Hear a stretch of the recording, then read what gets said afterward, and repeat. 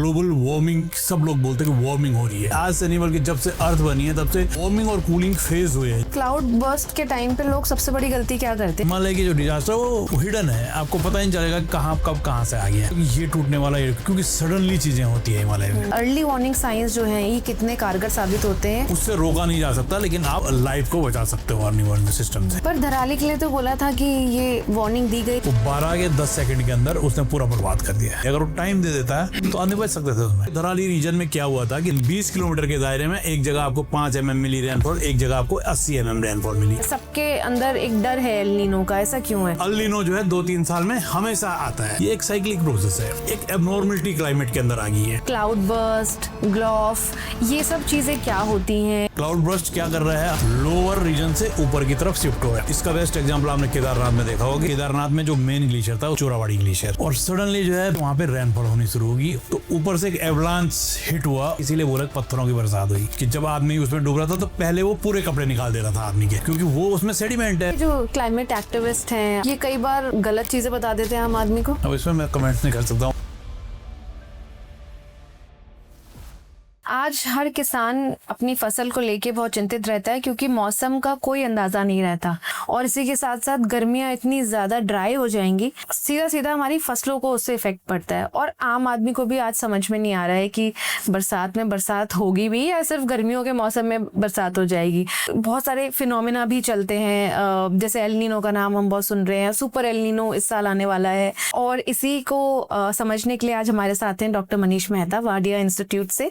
और सर, आपसे ही डिटेल में जानना चाहूंगी कि एक आम आदमी को क्या पता होना चाहिए हमारे क्लाइमेट के बारे में? बेसिकली जो क्लाइमेट जिसकी हम बात करते हैं, तो क्लाइमेट वेदर से होके बनता है। यानी आपका जो पर डे का जो वेदर कंडीशन चेंज हो रही है आपकी, और कंडीशंस होने के बाद आईपीसीसी ने 2007 में एक डेफिनेशन दी थी कि भाई 30 ईयर का जो एवरेज वेदर कंडीशंस होती है उसको आप क्लाइमेट बोलते हो। तो 30 साल के अंदर जो चेंजेस हुए, अब हम देखेंगे कि अभी क्या कंडीशंस है कि ग्लोबल वार्मिंग, सब लोग बोलते हैं कि वार्मिंग हो रही है, और हम भी इस चीज़ को देखते हैं और महसूस करते हैं छोटे से लेकर और आज तक कि वार्मिंग हो रही है। जहाँ पे कभी गर्मी नहीं होती थी, लोग पंखे और ये सब चीज़ें जो हमारी डेली यूज की चीज़ें उनका यूज़ करें। यानी जोशीमठ और पांडुकेश्वर जोशीमठ और इस इलाके में अगर आप ओली साइड उस साइड जाओ तो वहाँ पर आपको ये फैन और जितने भी हो तो कूलर, AC, ये सब चीज़ें यूज हो रही।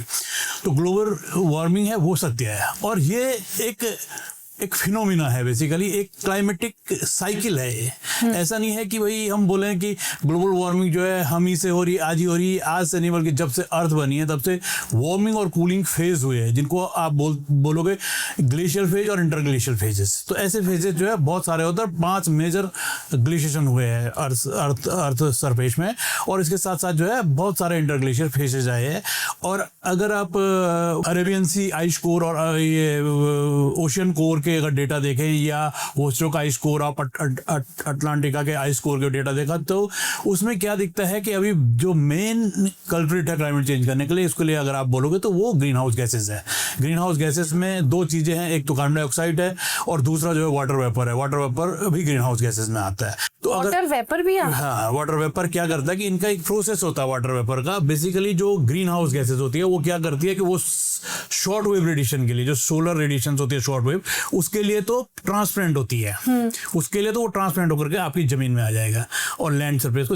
लेकिन जो लॉन्ग वेव रेडिएशन होती है वो उसको पेनिट्रेट नहीं कर, उसके लिए ओपेक होता है, वो उसको पेनिट्रेट नहीं कर पाती है। तो ये इसका जो अगर वर्ड आपका क्लाउड, जब आपने देखा होगा तो गर्म होता है, जब क्लाउड होता है तो ये लॉन्ग वेव रेडिएशन को आपका the best example is that आपकी गाड़ी जैसे है, कार जैसे, आप कार के अंदर बाहर खड़ी करोगे आप कार, तो कार का जो ट्रांसपेरेंट है वो शॉर्ट वेव को तो आने देता है अंदर, लेकिन लॉन्ग वेव जो कार के अंदर गर्मी हो रही है उसको बाहर नहीं आने देता है, वही ट्रैप करता है। तो सेम प्रोसेस अर्थ के एटमॉस्फेयर के अंदर होता है। तो ये चेम्बर जैसा बन गया जहाँ अंदर तो आ सकती है गर्मी, लेकिन बाहर नहीं जा सकती है। तो ये चेम्बर, बट ये ऐसा नहीं है कि ये हमारे टाइम पे भी हुआ। अभी हमको बहुत कम समय हुआ अर्थ सरफेस में, 10-12 हज़ार साल हमको सिविलाइज हुए हुए, और उससे पहले ये प्रोसेस हुई है।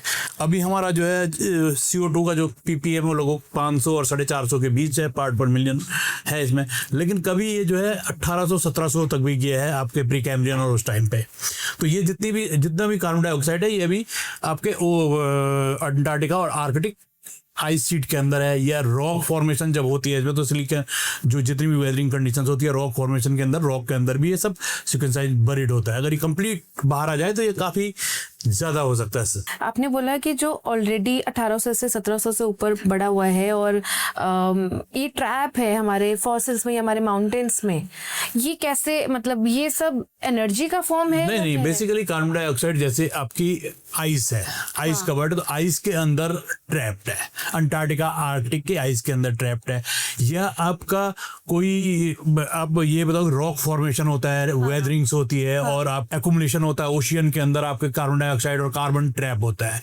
तो in form of the carbon, organic matter and carbon dioxide, ये सब ट्रैप है, ये सारा ट्रैप हो। अब इस प्रोसेस को आगे समझने के लिए अल्नीनो बेसिकली, अगर आप देखोगे कि कोई भी क्लाइमेट जो होता है वो सर्कुलेशन पे डिपेंड करता है, विंड के सर्कुलेशन पे डिपेंड करता है। तो विंड के सर्कुलेशन पे डिपेंड करता है, तो जैसे हमारा इंडियन सब कॉन्टिनेंट है, तो ये इंडियन समर मानसून पे डिपेंड करता है या ईस्टर्ली मानसून पे डिपेंड करता है। ये मानसून आपका जो है, जो इंडिया वाला है, वो आपका साउथ अफ्रीका कोस्ट से जो है वो विंड जनरेट होती है। और क्या होता है कि हमेशा विंड का एक सबसे बेस्ट चीज़ आपको देखो, विंड कहाँ ब्लो करती है, ये चीज़ समझना बहुत ज़रूरी है। विंड हमेशा जो है कूल से हॉट की तरफ बहती है, यानी आपका अगर सरफेस गर्म होगा तो सरफेस की जो विंड होगी वो क्या होगी, वो ऊपर चली जाएगी, हल्की हो जाएगी, इसकी डेंसिटी हल्की, वो ऊपर चली जाएगी। तो बेस में क्या करेगा, एयर वैकेट एरिया जनरेट कर देगा। तो यहाँ से जो इसका कूल जो सफेक्ट है, जो कूल एरिया है जहाँ से ओशियन कूल हो जाता है, हिमालय वार्म होता है, टिबेटन प्लेटू वार्म होता है, तो ये विंड इसको फिल करने के लिए यहाँ जाती है। अब जब ये विंड जाती है तो ये ओशियन से मॉइस्चर कैरी करके ले आती है, जितना वाटर वेपर मॉइस्चर था उसको कैरी करके अपने साथ ले आती है। अब जब इंडियन ओशियन की जो ये विंड होती है, मानसून विंड होती है, तो मानसून विंड को सीधा चलना होता है, सीधा मतलब आपको इंडियन ओशियन से आपका सीधा हिमालय की तरफ आना, लेकिन ऐसा नहीं हो पाता है अर्थ के रोटेशन की वजह से। अर्थ इसको रोटेट करके अपने साथ ले आती है विंड को, इसलिए ये ईस्टर्न साइड जाती है। और ईस्टर्न में आपको सबसे इंपॉर्टेंट चीज़ है कि वहाँ भाई हिमालय ओरोग्राफिक बैरियर का काम करता है। जब ये विंड यहाँ से उड़ के यहाँ जाती है तो यहाँ से डिप्लीट होकर के फिर वेस्टर्न साइड जाती है। तो पूरे इंडिया में प्रेसिपिटेशन जो है हिमालय की वजह से होता है। अगर हिमालय नहीं होगा तो ये विंड आपके सहारा और उधर चली जाएगी। ये इसीलिए बोलते हैं कि Himalaya is very important for Indian climate. बिल्कुल पूरा कंट्रोल करता है, इंडियन ही नहीं बल्कि इंडोनेशिया और जितना भी उस रीजन का, हिमालय के अंदर आपका ये हिंदू कोस्ट और काराकोरम से लेकर आपका पाकिस्तान, अफगानिस्तान, इस पूरी क्लाइमेट को कंट्रोल करता है हिमालय।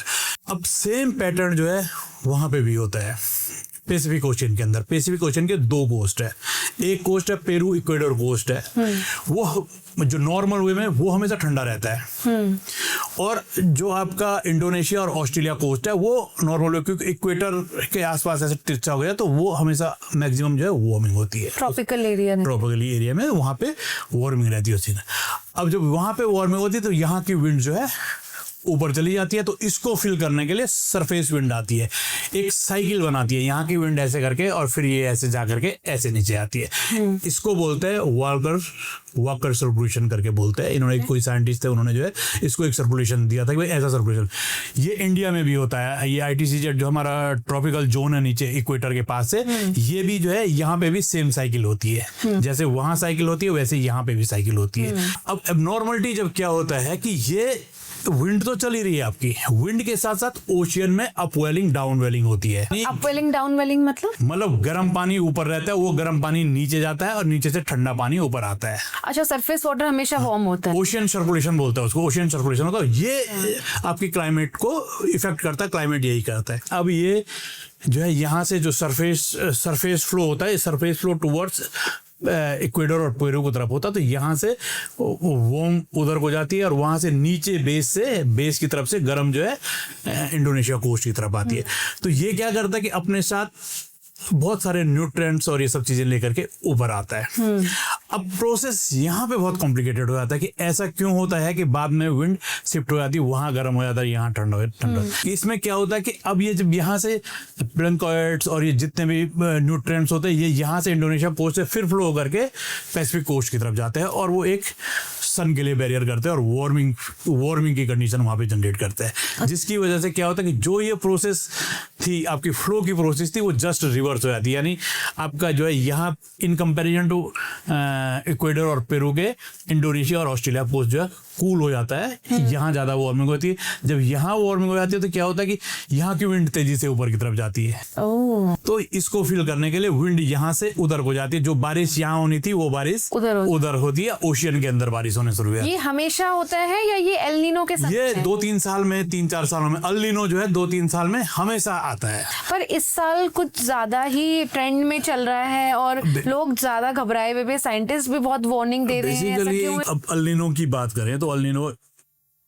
डिपेंड करता है 2-3 साल 4 साल, वो टोटली डिपेंड करता है ओशियन का सर्कुलेशन के अंदर कि कब कैसा सर्कुलेशन हुआ है।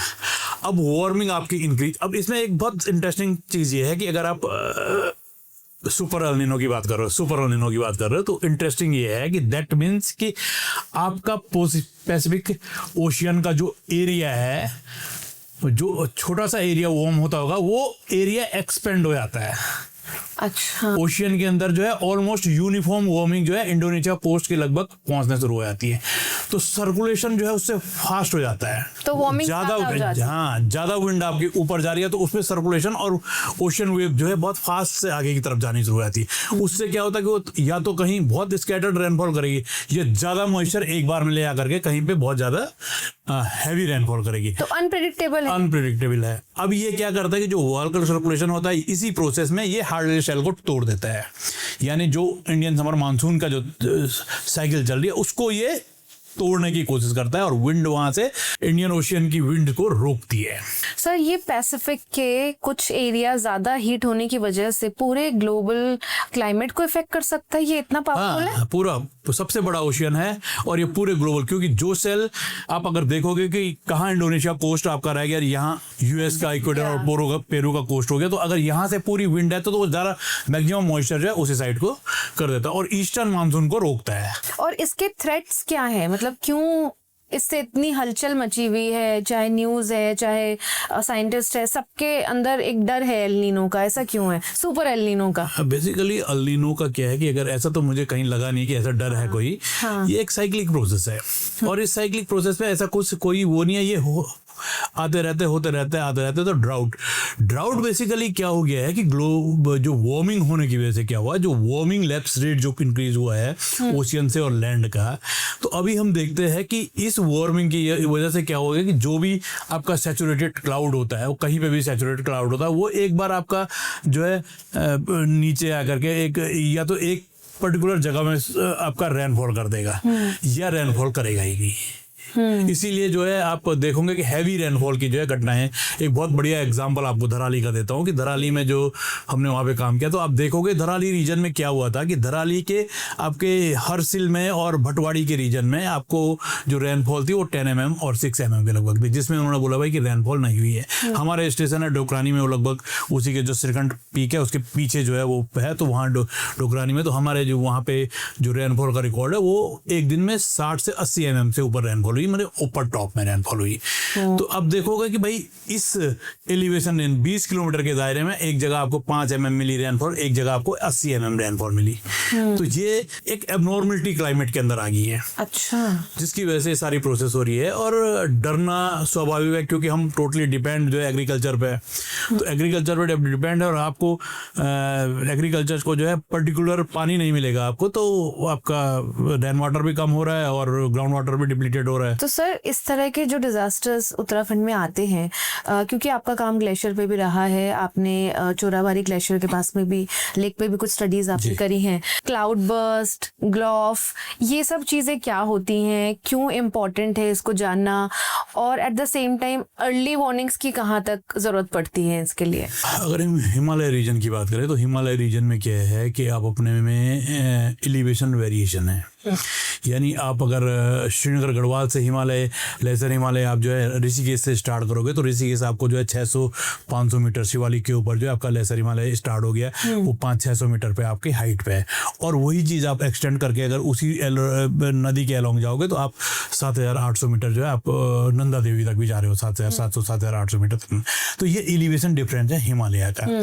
इस एलिवेशन डिफरेंस होने की वजह से क्या होता है कि जो मॉइस्चर आता है, ये मॉइस्चर जो है आपका हिमालय में ओरोग्राफिक बैरियर। तो मैक्सिमम मॉइस्चर जो है आपका ये गंगेटिक प्लेन के अंदर जो है ये आपका HFT जो है हिमालयन फ्रंटल थ्रस्ट जो है वो उसको रोक करके कुछ वहाँ करता है। फिर आप MBT मेन बाउंड्री थ्रस्ट के ऊपर आते हो तो कुछ मॉइस्चर वहाँ आ जाता है। तो ऐसे ऐसे करके मॉइस्चर जो है विंड से कैरी करता है, डिपेंड करता है कि विंड की पावर कितनी है, कितनी पावर की विंड चल रही है। क्लाउड ब्रस्ट की बात करें तो क्लाउड ब्रस्ट बेसिकली क्या होता है कि by the definition of IMD की 1 घंटे के अंदर आपकी जो है 100 mm से ऊपर रेनफॉल जो लगभग जो है आपका 10 स्क्वायर किलोमीटर एरिया को कवर करती है, उसको क्लाउड। एंड नॉर्मल यूनिट क्या है इसकी? नॉर्मल रेंजेस मींस अगर इससे नीचे की अगर आप बात करोगे तो वो नॉर्मल रेंज, वो आप बोलोगे कि भाई हैवी रेनफॉल हुई, हैवी प्रेसिपिटेशन। आप क्लाउड थ्रेशोल्ड आपने बना दिया है कि भाई 100 mm जो है आपकी ये एक बाय द डेफिनेशन करते हैं। उसमें एरिया भी आपने कर दिया 10 स्क्वायर किलोमीटर एरिया के अंदर जो है रेनफॉल होनी।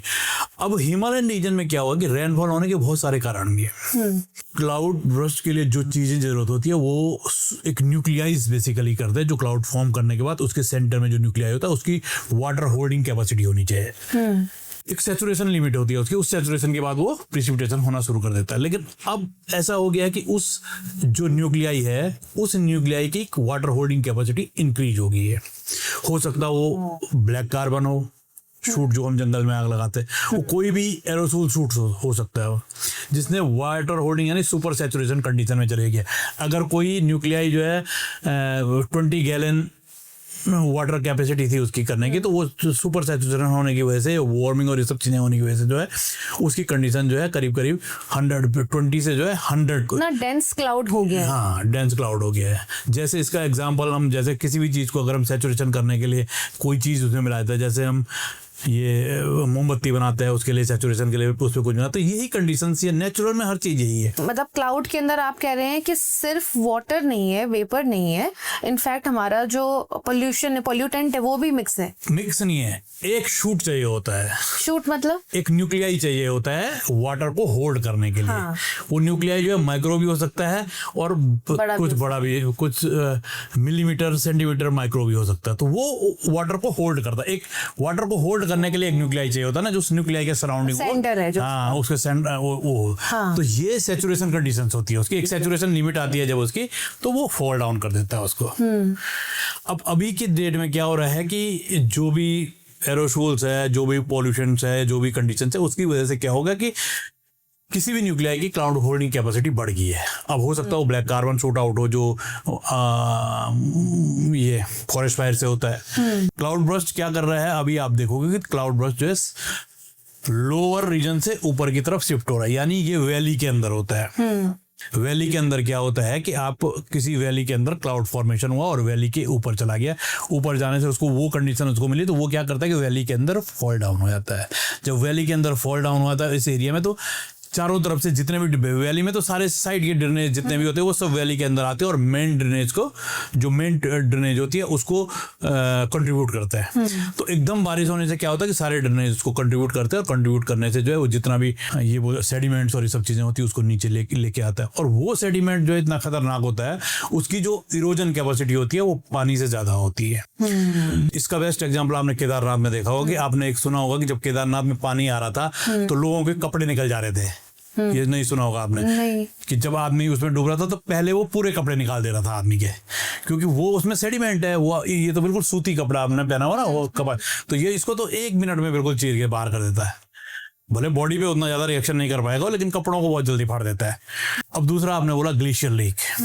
अब केदारनाथ की बात करें हम तो Kedarnath glacier lake outburst flood तो था, लेकिन जो परफेक्ट एग्जाम्पल ऑफ ग्लोव का होता है वो नहीं होता। ग्लोव हमेशा क्या होता है कि जो ग्लेशियर रिट्रीट होकर के पीछे जाता है तो अपने फ्रंट में रिसेशनल मोरेन छोड़ता है। जो मोरेन्स बनते हैं वो मोरेन छेड़ता है जो क्रिशेंट शेप के होते हैं, मतलब मिट्टी और जो गाद होता है इसके ऊपर मोरेन, मतलब कि एक आकार, हाँ ऐसा बन जाता है। बेसिकली ये डिपोजिटेड फीचर है ग्लेशियर का।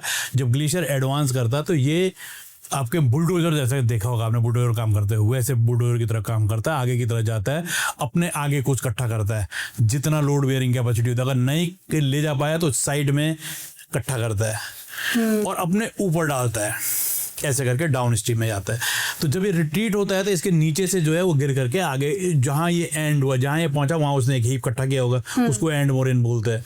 जो साइड से होता है उसको लेटरल मोरेन बोलता है, और जब ये इसके ऊपर से जो मिलके आता है उसको रेसेशनल मोरेन बोलता है। अब कई बार क्या करता है कि आगे जा करके जो एंड मोरेन का पोर्शन होता है वहाँ पे गड्ढा कर देता है। ये आपका कोरेजन के साथ साथ एब्रेजन भी करता है, नीचे से जब चलता है तो नीचे से तोड़ ताड़ के जाता है नीचे तो से। कई ग्लेशियर हमने देखे हैं कि वो ऐसे राउंड शेप में होते हैं, हाफ उसके नीचे खाली एरिया होता है। वो केप्स हुआ, वो तो फ्रंट पार्ट देखा आपने उसका, उसको केप गोमुख बोलते हैं इसको, जैसे गंगोत्री का आपने देखा होगा।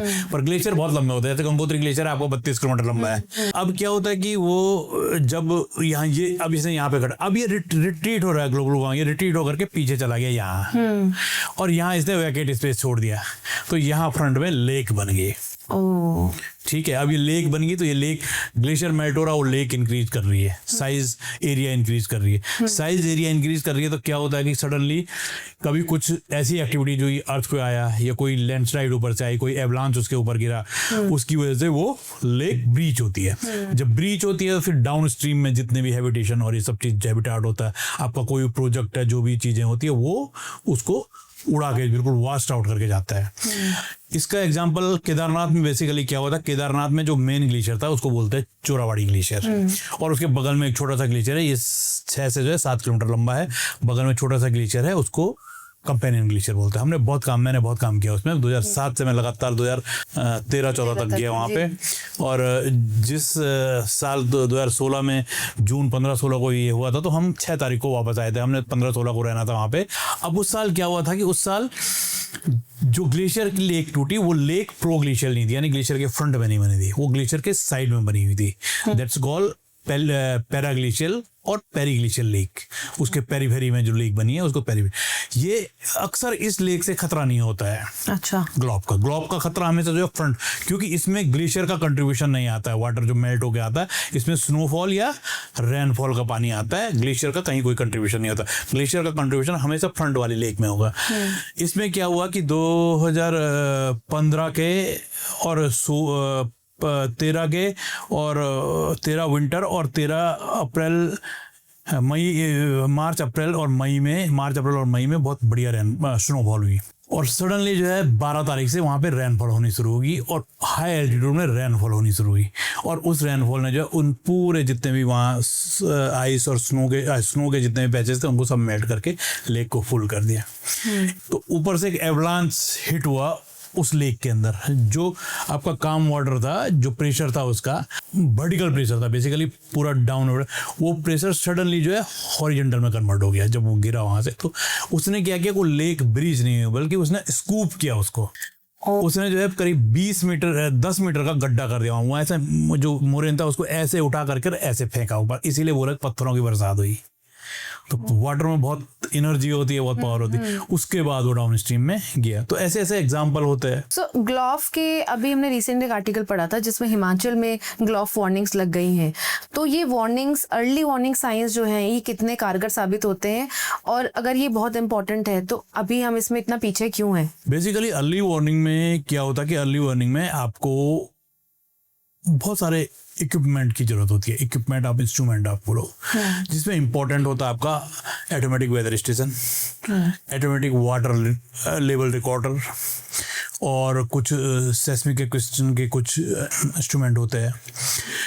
ये सब होने के बाद जो है आपको वार्निंग सिस्टम जनरेट करना होता है। अगर आपकी फ्लड हो गया, कहीं टूट गया, कैमरेज लगे होते हैं, जो कैमरे आपको सेंसर बताएंगे कि अभी लेक ब्रीच हो गई है इस एल्टीट्यूड में, तो आपका एक बेस स्टेशन होना चाहिए कहीं पे। तो वो बेस स्टेशन जो है आपको वार्निंग जनरेट करेगी, डाउन स्ट्रीम में जितने भी लोग होंगे उनको इवैक्यूएट कर देंगे। उससे रोका नहीं जा सकता, लेकिन आप लाइफ को बचा सकते हो वार्निंग सिस्टम से। तो अर्ली इवैक्यूएशन हो सकता है। हाँ, अर्ली इवैक्यूएशन। अगर आप एक बहुत बढ़िया एग्जांपल है कि अगर कहीं पहाड़ में कहीं टूटता है जहां हमने लगाया हुआ है वो, और वो ब्रीच होकर के नीचे की तरफ आता है, तो उससे क्या होगा कि अगर इन्फॉर्मेशन आपकी देहरादून हेडक्वार्टर या जोशीमठ हेडक्वार्टर कहीं ऐसी जगह पहुंच गई, तो वहां से ये होगा कि भाई फटाफट वहां के लोकल लोगों को बोल करके पूरा विकेट। अब ये जब ऋषि गंगा वाला हुआ था तो उस ऋषि गंगा वाले में जो है उसको करीब 15 से 20 मिनट लगे थे वहां पे आने में। तो वो 15 से 20 मिनट में आदमी इवैक्यूएट हो सकता था उस डैम साइड से, जो है जो 18-20 लोग बहे, वो हो सकता था अगर सिस्टम में ये सब चीजें होती। लेकिन वहां पे क्या हुआ कि ये सब चीजें थी नहीं। पर बाकी देशों में भी ऐसा होता होगा, आई एम श्योर। हमसे ज़्यादा बहुत सारी ऐसी कंट्रीज हैं जहां हमसे ज़्यादा डिजास्टर्स आते हैं, जैसे जापान बहुत ज़्यादा अर्थक्वेक और वोल्केनो प्रोन है, बट हमने रेयर ही सुना है कि लोग इनकी चपेट में आ रहे हैं, या अर्ली वार्निंग सिस्टम वहाँ पे इतने ज़्यादा अच्छे हैं कि शहर के शहर खाली करा दिए जाते हैं। देखो इनमें क्या है कि इंडिया का भी, जैसे हमारा भी ऐसा नहीं है, जैसे हमारी सुनामी की अर्ली वार्निंग है वो बहुत स्ट्रांग है, और हम जो है करीब एक दिन पहले या करीब जो भी टाइम होगा उसका, जो भी एक्सपर्ट है उनके, वो हम लोग इवैक्यूएट सुनामी और इन सब चीज़ों से करवा सकते हैं। और जापान का क्या है कि भाई उन्होंने स्ट्रक्चर, मकान और ये सब चीज़ें की अर्ली वार्निंग, तो ऐसा उनको भी, उनके पास भी बहुत स्ट्रांग नहीं है कि भाई वो पहले ही बता दे भूकंप आने वाला है, क्योंकि वो अभी तक किसी ने बताया नहीं भाई अर्थ के। दूसरा क्या है कि हमारे जो टेरेन है, जो हमारे हिमालयन टेरेन है, वो सबसे कॉम्प्लिकेटेड है इसमें, सबसे सेंट्रो क्रिस्टलाइन रॉक्स है, सबसे कॉम्प्लिकेटेड। इंडिया, पाकिस्तान, नेपाल, इसके जो हिमालयन हाई एल्टीट्यूड है, एक तो एलिवेशन ज़्यादा है। एलिवेशन ज़्यादा होने की वजह से क्या होता है कि आप इक्वेटरल रीजन में हो, इक्वेटर के पास है तो वार्मिंग भी ज़्यादा है। आल्प्स और इसकी बात करो, स्विट्जरलैंड और यूरोपियन की बात करो, तो वहाँ आप लैटिट्यूड में, आप पोल के आसपास हो, लैटिट्यूड में ऊपर हो, तो आपको ज़्यादा फर्क, टेम्परेचर बहुत है, तो ये सब चीज़ें बहुत ज़्यादा नहीं होती। लेकिन इंडिया, नेपाल, पाकिस्तान, आप इक्वेटर के पास हो तो आपका अगर टेम्परेचर राइज होना शुरू होता है तो बहुत फास्ट राइज होता है। यानी इसको आप ये बोल सकते हो भाई कि हम जो है एलिवेशन डिपेंडेंट वार्मिंग, यानी लोअर एलिवेशन, जो लोअर प्लेन रीजन में है वहाँ कम वार्मिंग हो रही है in comparison to upper elevation में ज़्यादा वार्मिंग हो रही है। यानी डायरेनल वेरिएशन अगर आप देहरादून का देखोगे तो देहरादून में दिन में अगर 30 डिग्री या 40 डिग्री टेम्परेचर है तो रात को भी 27-28 होता है डायरेनल वेरिएशन, 5-10 डिग्री ज़्यादा। लेकिन ऊपर एल्टीट्यूड में क्या है कि बहुत ज़्यादा वेरिएशन है डायरेक्ट। आपका अगर रात को 0 डिग्री चला जा रहा है तो दिन को जो है वो करीब 20-25 डिग्री चला जा रहा है। अभी हमने कुछ स्टडी की थी, तो उस स्टडी में हमने पाया कि भाई जो आपका जो मैक्सिमम टेम्परेचर है, यानी जो डे का टेम्परेचर है हाईएस्ट, उसमें बहुत ज़्यादा फर्क नहीं पड़ा है। लेकिन जो नाइट का टेम्परेचर है और जो विंटर का टेम्परेचर है वो बहुत फास्ट राइजिंग हुई है उसमें। आपने ग्लेशियर पे काफ़ी काम किया है सर। हमेशा हम ये सुनते आ रहे हैं कि 50,000 से ज़्यादा ग्लेशियर जो हैं पिघल रहे हैं, रिट्रीट हो रहे हैं।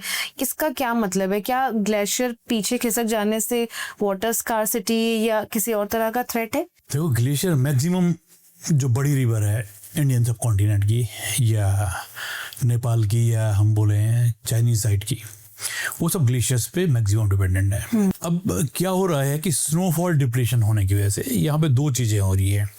यहाँ पे क्या हो रहा है कि रेनफॉल का जो एरिया है वो एरिया इंक्रीज हो रहा है। यानी रेनफॉल का भी आपका एग्जांपल, अगर इतना रेनफॉल का एरिया होता है ये अब आपका ऊपर चला गया, करीब 600 आपका जो है करीब 4,600, 4,700, 5,000 मीटर तक रेनफॉल होती है और बढ़िया रेनफॉल होती है।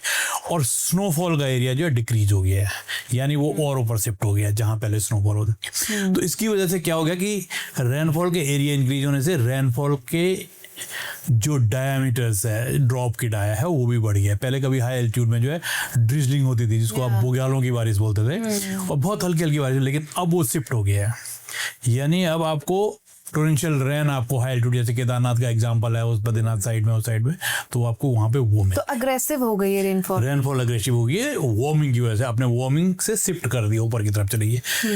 अब इसकी वजह से क्या हो गया है कि ग्लेशियर्स को परफेक्ट अब नरिशमेंट, जिसको पोषण आप बोलते हो, वो अब ग्लेशियर को नहीं मिल पा रहा है उस कंडीशन में जैसे उसको मिलता था।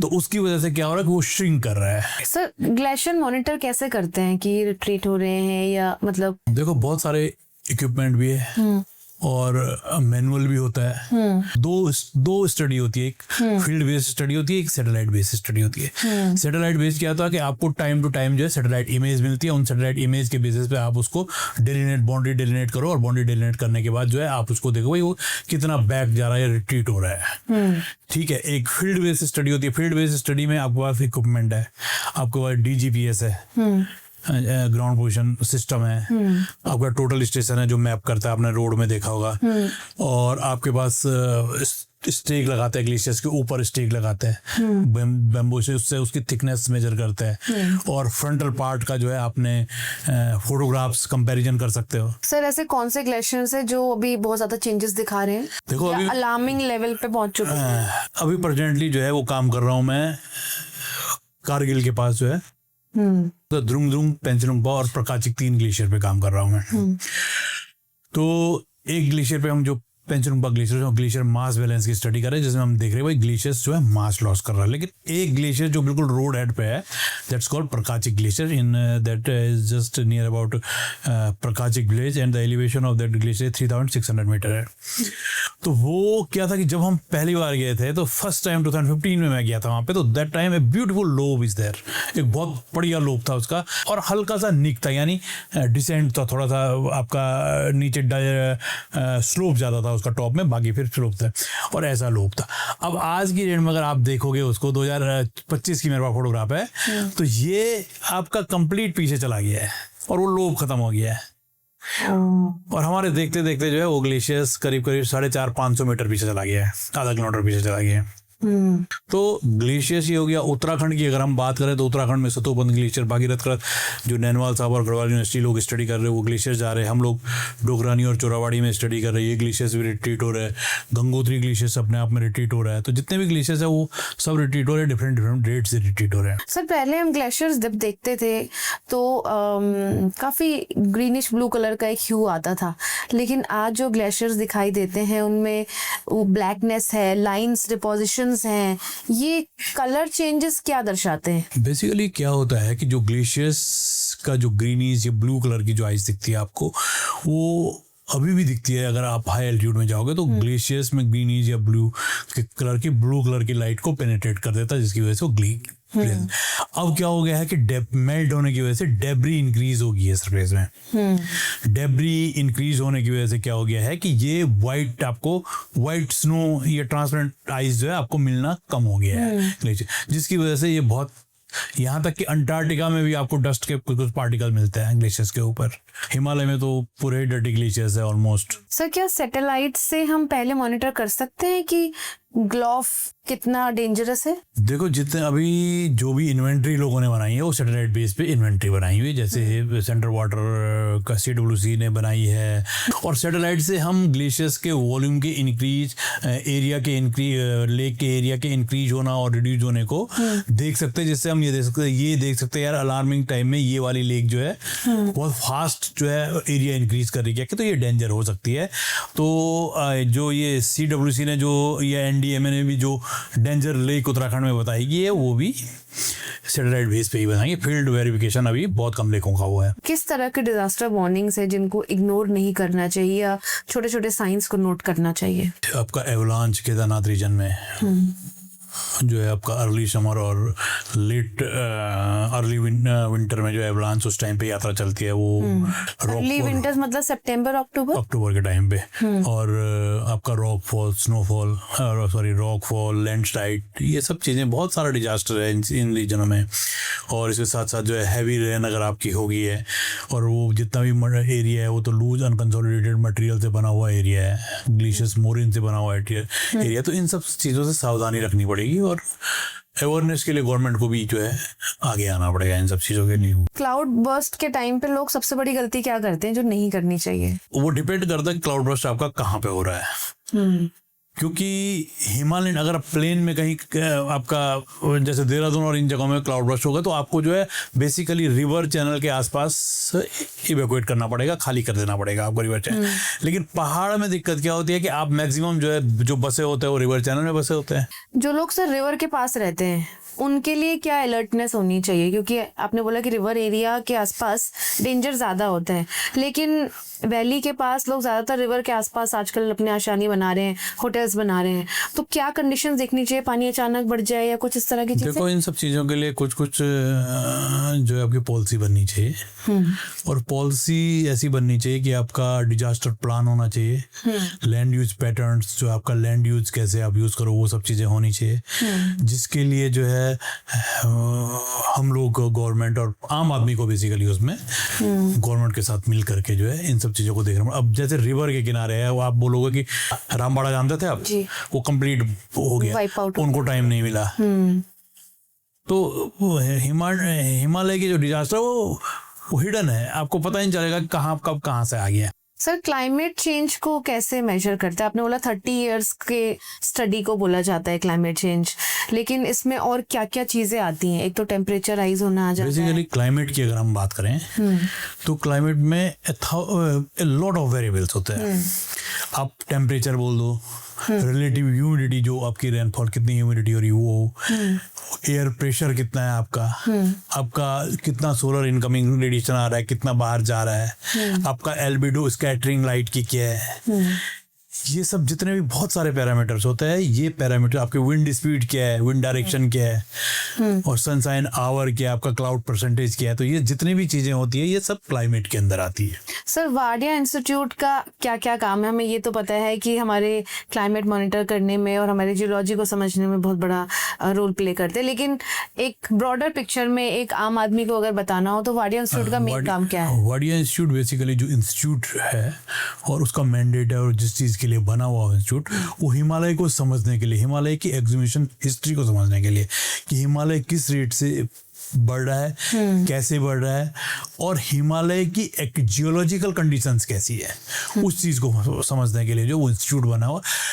उस चीज़ के बाद जो है ये सब चीज़ें करने के बाद तब उसमें जो है जो भी पैरामीटर्स जियोलॉजी को इफेक्ट करते हैं उस पैरामीटर्स को हिमालयन जियोलॉजी के अंदर जोड़ा गया है। जैसे क्लाइमेट भी एक पैरामीटर है, ग्लेशियर्स कार्व करता है जियोलॉजी को, उसको एक शेप देता है लैंडफॉर्म को, तो वो भी एक है। रिवर सिस्टम है, जितने भी सिस्टम, विंड्स खैर अभी हमारे यहाँ नहीं है, लेकिन क्लाइमेट सिस्टम है जो लैंडफॉर्म को चेंज करता है। तो वो ये सब स्टडी उसके अंदर होती है। यहाँ तक कि आइसोटोपिक सिग्नेचर भी देखे जाते हैं चीज़ों के, भाई कहाँ से है। स्पेलोथीम्स आपके केव के अंदर से पैलियो क्लाइमेट्स का रिकॉर्ड ढूंढे जाते हैं, ग्लेशियर्स कब कहाँ था होगा, उसके क्या रेट रहे होंगे, या आपके जो लाइमस्टोन केव्स है, लाइमस्टोन केव्स से जो है स्पेलोथीम और इन सब चीज़ों से देख करके उनकी डेट्स और ये सब चीज़ें करके उसमें स्टडी की जाती है। फिर उसको ग्लेशियर को, उसको जियोलॉजी के साथ आप देखना होता है कि भाई हिमालय ऊपर गया तो उसने क्या क्या लैंडफॉर्म नीचे बनाए। इसी के साथ हिमालय तो अभी भी बढ़ ही रहा है, it is still young and fragile ऐसा बोला जाता है। तो क्या कोई इसका स्टैंडर्ड कोई डेट है कि ये कब तक फॉर्म हो जाएगा, या फिर ये अभी भी हम प्रोसेस ही कर रहे हैं? देखो बहुत सारे माउंटेन हैं जो अभी जिनमें प्रोसेस खत्म हो गई है, जैसे अरावलीज, ये कभी हिमालय से ओल्ड माउंटेन, सबसे ओल्डेस्ट माउंटेन है, ये कभी ऐसे ही राइज करता था, लेकिन अब इनमें प्रोसेस खत्म हो गई है। तो हिमालय भी, लेकिन हिमालय यंग है अभी, 22 और 22 से लेकर 70 मिलियन ईयर के बीच बना हुआ है, तो बिल्कुल यंग है। तो उस कंडीशन में क्या है कि ये प्रोसेस होती रहेगी। तो ये जियोलॉजिकल प्रोसेस है बेसिकली, ये कभी रुकती नहीं है। एक अगर डोरमेट हुआ तो दूसरा स्टार्ट हो जाएगा। तो जियोलॉजिकल प्रोसेस अर्थ के अंदर, हम अभी अर्थ के बिल्कुल बहुत कम चीज़ों को समझ पाए हैं। ये अपने आप में एक, और हमको अभी बहुत टाइम भी नहीं हुआ है। अगर आप जियोलॉजिकल क्लॉक देखोगे, कभी वाडिया इंस्टीट्यूट आओ आपको, तो आपको अपना म्यूजियम दिखाएंगे, तो वहाँ जियोलॉजिकल क्लॉक देखोगे तो हमको अभी अगर अर्थ को बने हुए और सब को जो है 12 आवर हुए हैं, तो हमको आए हुए अभी 1-2 सेकंड भी नहीं हुए। हमको जो सिविलाइज हुए और जो हम ये सब चीजें बात कर रहे हैं, तो हमको अभी सिर्फ 10,000 साल हुए हैं। 10,000 के सिविलाइजेशन के बीच हमने ये बात कर रहे हैं, और हम ही को खतरा हो गया है। आम आदमी जब सवाल करता है कि जब 2013 भी हुआ था, वेदर डिपार्टमेंट के लोग वहाँ पे अपॉइंटेड थे और ग्लेशियर में भी कुछ स्टडीज हो रही थी, तो कुछ लोग वहाँ पे अक्सर रहा ही करते थे।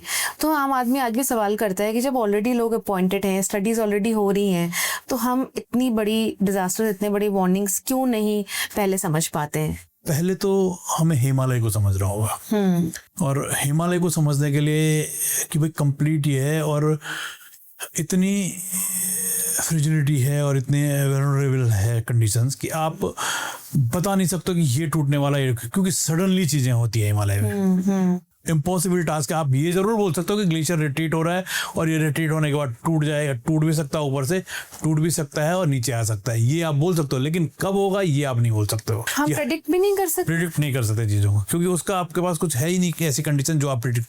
अब चोराबाड़ी लेक है, उसमें कहीं कोई मूवमेंट नहीं है। लेक में 60 मीटर का मोरेना है, उसमें कोई मूवमेंट नहीं है।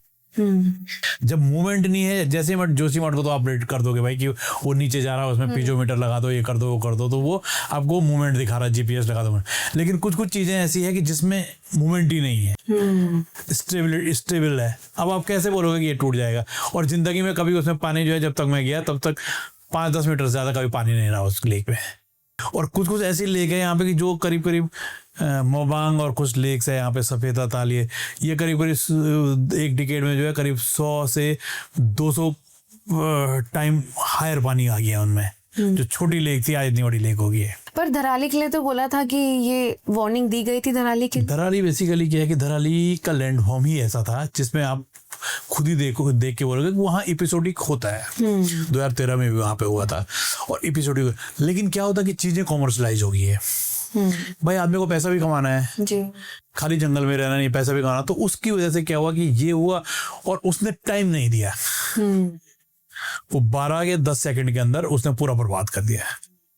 उसने टाइम नहीं दिया। अगर वो टाइम दे देता है तो आदमी बच सकते थे उसमें। और इस तरह के क्या और भी एरियाज हैं जो मार्क किए हुए हैं? क्या आपकी नजर में भी कुछ याद आ रहा हो? ग्लेशियर लेक पे जो है 5-6 लेक जो है चिन्हित की गई है, जिसको potential danger glacier lake, most hazardous glacier lake में 5-6 लेक है। तो जिनको हमने अभी मॉनिटर करना है, या हम कभी कोशिश करेंगे उसमें फील्ड जाने की, तो वो हमने स्टडी करनी है। तो वो 5 चिन्हित की हुई है। वो कौन सी 5 सर? उसमें एक वसुंधरा ताल है नीति वैली के अंदर जी। एक आपका मवांग है, विलंगना वैली में एक लेक है। फिर आपका एक मिलाम वैली में, गौरीगंगा वैली में 2-3 लेक वहाँ पे है। तो यही है जो लेक डेंजर लेक है अभी उत्तराखंड रीजन में। हमने स्टार्टिंग में बात की थी कि वाटर स्कार्सिटी के साथ साथ एग्रीकल्चर को भी इफेक्ट करेगा।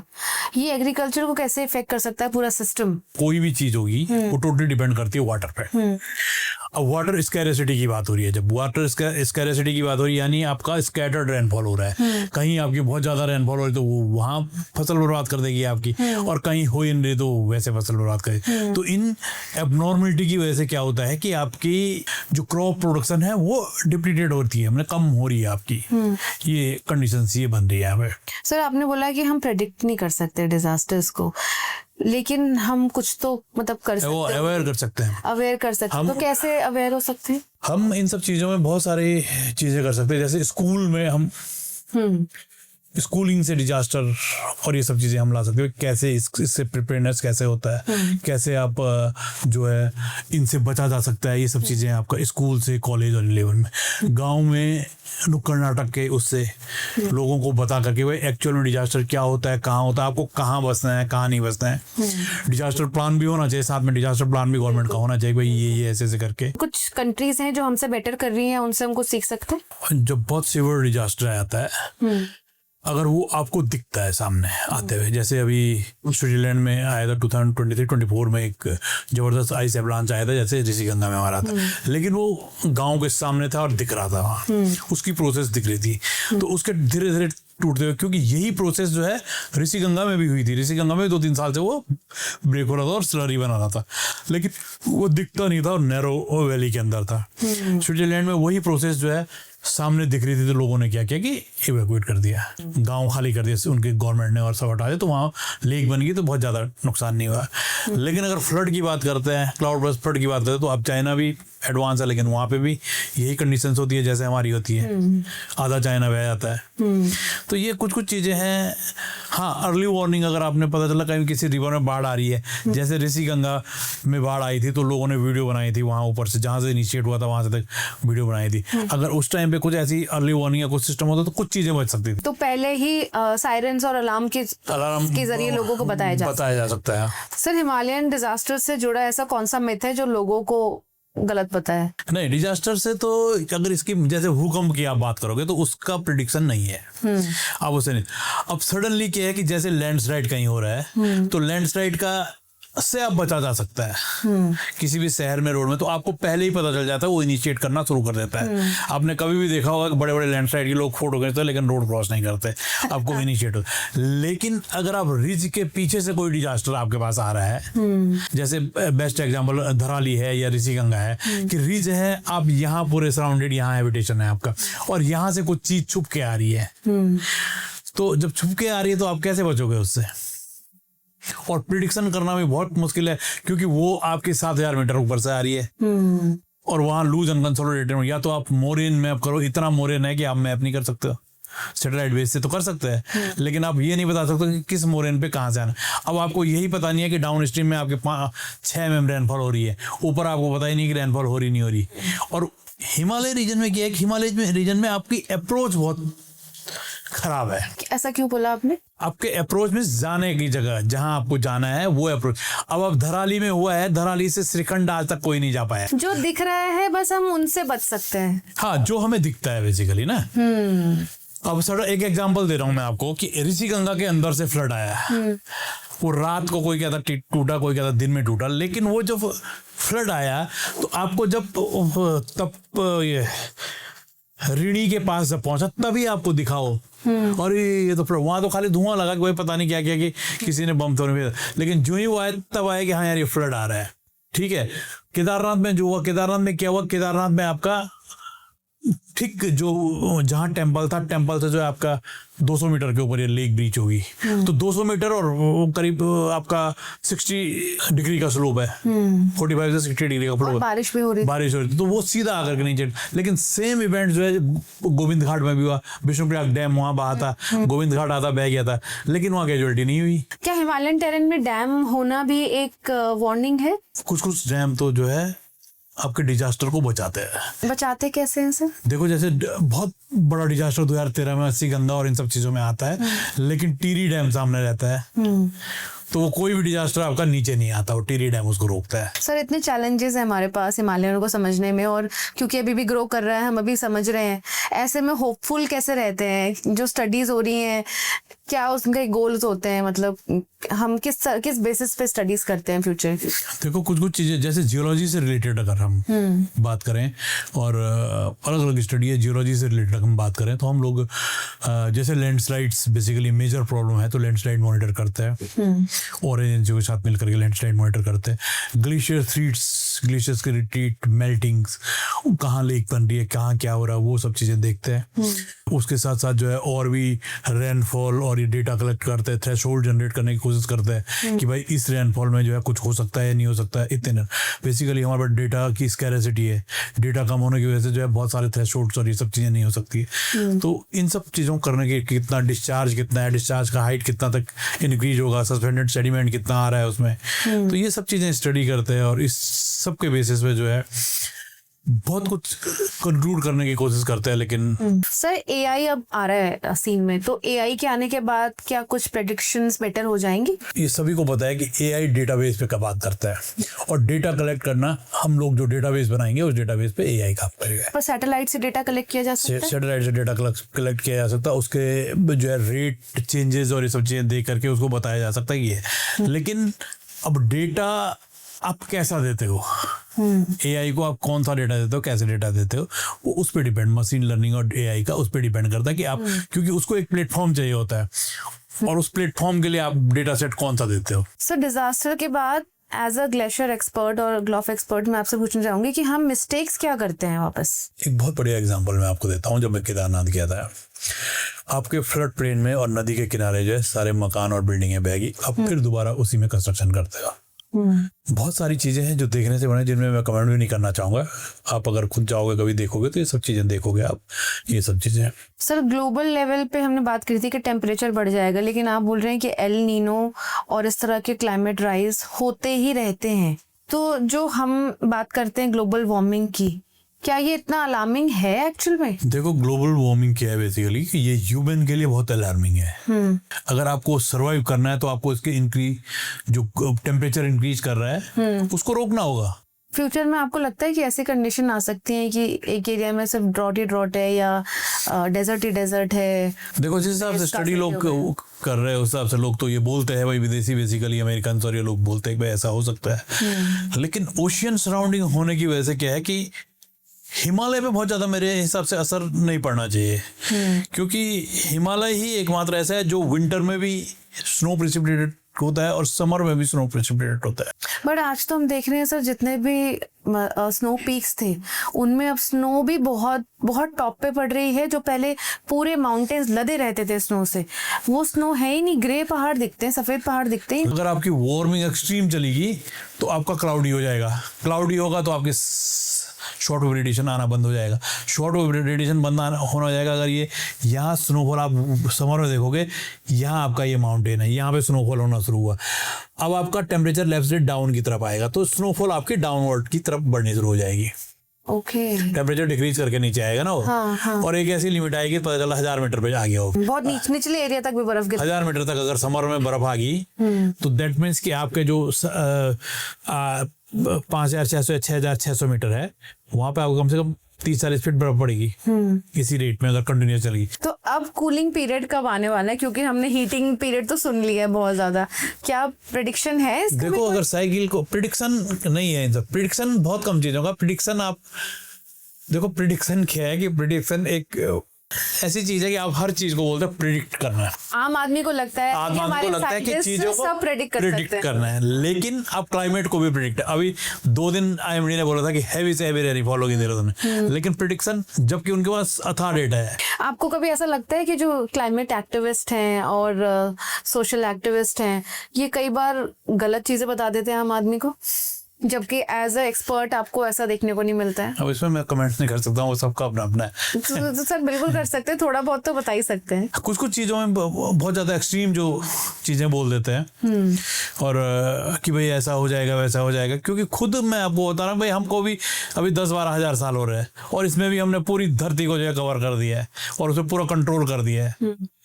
ठीक है, 12-15-20 हज़ार के सालों के उसमें, और आज की डेट में आदमी बोलता है कि नहीं ये हो जाएगा तो ये हो जाएगा। तो इसके लिए क्या है कि भाई अपना अपना नजरिया है आदमी का देखने का। भाई आप इस कप को किसी और नजरिए से देखते हैं, मैं किसी और नजरिए से देखता हूँ। तो एक्सपर्ट होने के नाते भी आपको इतना मेजर थ्रेट नहीं दिखता है, बट अपने कार्बन एमिशन हमें कम करने चाहिए। हमें ग्रीन हाउस गैसेस बेसिकली कम करनी पड़ेगी और हमें वाटर जितना भी पॉल्यूशन है उसको कम करना पड़ेगा। पॉल्यूशन कम करके जो है हम कंट्रोल कर सकते हैं, और हम ही नहीं बल्कि ऑल ओवर जितने भी ह्यूमन है, होमो सेपियंस स्पीसीज जो है उसको करना पड़ेगा ये सब चीजें अपने आप को बचाने के लिए। सर इतने ग्लेशियर्स पे जैसे आपने स्टडी करी, बहुत सारे ग्लेशियर पे इंसान जाते होंगे, क्योंकि आजकल तो ये भी ट्रेंड हो गया है कि लोग ट्रैक पे जाते हैं या ग्लेशियर पे घूमने जा रहे हैं। तो क्या जहाँ पे ह्यूमन इंटरवेंशन ज्यादा है वो ज्यादा रफ्तार से रिट्रीट कर रहे हैं? अगर आप देखोगे तो गंगोत्री, हमने पेपर जो है ऋषिगंगा के नंदा देवी रीजन में भी पेपर पब्लिश किया है, और नंदा देवी रीजन में जो है आदमी नहीं जाता है, वो कोर जोन है नंदा देवी बायोस्फीयर रिजर्व का, वहाँ जाना मना है। हर 10 साल में एक एक्सपीडिशन जाता है जिसमें 20-25 लोग जाते हैं। तो उसके अंदर भी ग्लेशियर उतने ही तेजी से रिट्रीट कर रहे हैं जितना चोरावाड़ी ग्लेशियर केदारनाथ में कर रहा है। तो वर्ल्ड वाइड जो है ग्लेशियर्स रिट्रीट कर रहे हैं, क्योंकि स्नोफॉल परसेंटेज आपकी कम हो रही है, जिसकी वजह से ग्लेशियर्स रिट्रीट कर रहे हैं। ऐसा नहीं है कि भाई जहाँ आदमी जा रहा है वहां ज्यादा कर रहे हैं, ऐसा नहीं है। तो जैसे गंगोत्री नेशनल पार्क में जाना है या गौमुख में तपोवन में लोग जाते हैं, तो वो मतलब सेफ है लोगों का जाना सेफ है, लेकिन कम से कम लोग और अच्छे ढंग से जाए। और जो ग्लेशियर्स के आसपास जो गंदगी और पोल्यूशन दिखाई देता है, ये भी इफेक्ट करता है। बिल्कुल, ये तो इनको तो हटाना पड़ेगा। इनको वही तो मैं कह रहा हूँ कि भाई हमें पॉल्यूशंस, ह्यूमन को बेसिकली पॉल्यूशंस को पे कंट्रोल करना पड़ेगा, चाहे वो आपका लिटरिंग हो, चाहे कोई भी पॉल्यूशन हो आपका, या उस पे आपको कंट्रोल करना पड़ेगा। तो सर आज हमने सीखा कि डिजास्टर जो है छोटे छोटे साइंस को भी हमें नोट करना चाहिए, वो अचानक से नहीं आ जाता है जो हमें लगता है कि अचानक आ गया है। कुछ चीज़ें हमें अपने लेवल पे कंट्रोल करनी चाहिए, कि जैसे पोल्यूशन है या फिर पानी को लेके जो हमें ध्यान रखना है, कार्बन एमिशन अपना कम करना है। आपसे मुझे बहुत सारी चीज़ें आज सीखने को मिली, और कुछ फिनोमेनास जो कि हमें आज पता चल रहे हैं, शायद वो बरसों से होते आ रहे हैं, it is not so new. तो उनसे डरने की जरूरत नहीं है, बल्कि एक्सपर्ट ओपिनियन सुनने की जरूरत है। जैसे लैंडस्लाइड है, लैंडस्लाइड ह्यूमन के अंदर हुआ तो डिजास्टर हो गया या हैजार्ड्स हो गया, और वही चीज जो है आपका ऋषिगंगा या एवरेस्ट के ऊपर कहीं ऐसी जगह हुआ जहाँ कोई नहीं है, तो नेचुरल प्रोसेस है ना। हिमालय है नेचुरल फिनोमेना, हम बीच में आ रहे हैं। तो हमें कम से कम नेचर के साथ इंटरवेंट करना जरूरी है, और कोशिश करना है कि हम समझना ज्यादा नेचुरल सेटिंग को बरकरार रखें, ट्रेडिशनल नॉलेज को प्रिजर्व करें। Thank you so much for your time sir, बहुत अच्छा लगा आपसे बात करके। ठीक है, थैंक यू।